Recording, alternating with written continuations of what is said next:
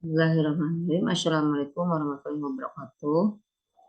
Dalam kesempatan ini, saya akan menjelaskan tentang materi korosi di kelas 12. Contoh salah satu korosi adalah paku yang berkarat. Dalam kehidupan sehari-hari, kalau untuk besi mengalami korosi itu disebutnya perkaratan. Pengertian korosi. Secara umum, pengertian korosi adalah rusaknya benda-benda logam yang disebabkan oleh pengaruh lingkungan.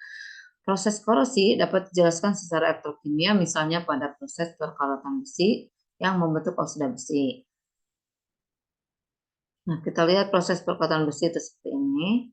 Nanti reaksi yang terjadi pada perkaratan pada besi itu adalah seperti berikut.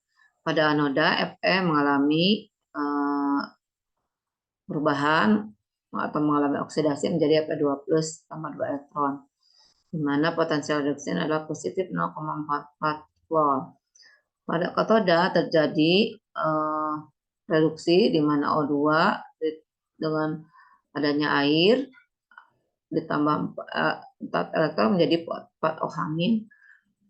Potensial reduksinya adalah positif 0,40 volt. Secara keseluruhan, reaksi di anoda dan katoda menjadi reaksi sel itu adalah 2Fe padat ditambah O2 gas ditambah 2H2OL menjadi 2Fe2+ aqueous dan 4O- aqueous. Potensial elektronnya adalah positif 0,84 volt. Ion Fe2+ yang terjadi ini akan mengalami oksidasi lebih lanjut karena ion ini tidak stabil, membentuk nanti Fe3+. Jadi 4 Fe2+ itu bereaksi lebih lanjut dengan O2 dengan bantuan air nanti akan menghasilkan 2Fe2O3 NH2O ditambah 8H+. Nah, oksida yang terjadi ini akan membentuk bilangan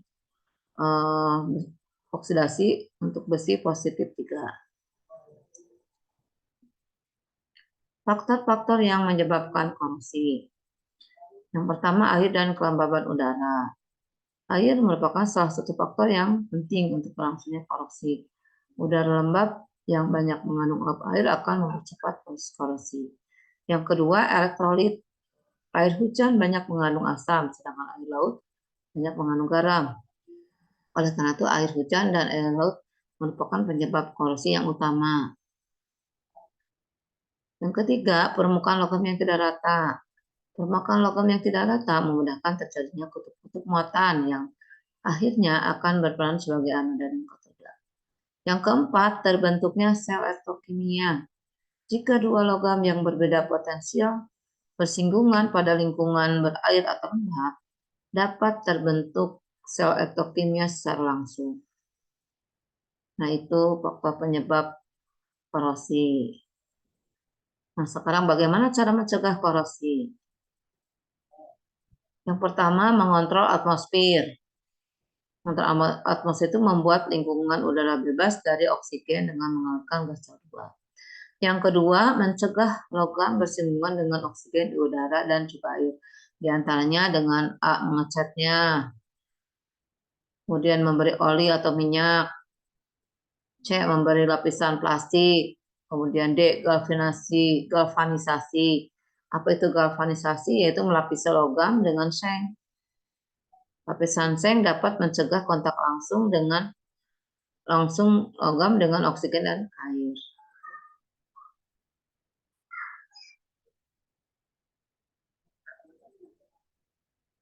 Electroplating itu adalah pelapisan logam dengan logam lain menggunakan metode evolusi. F, pelapisan krom atau CR.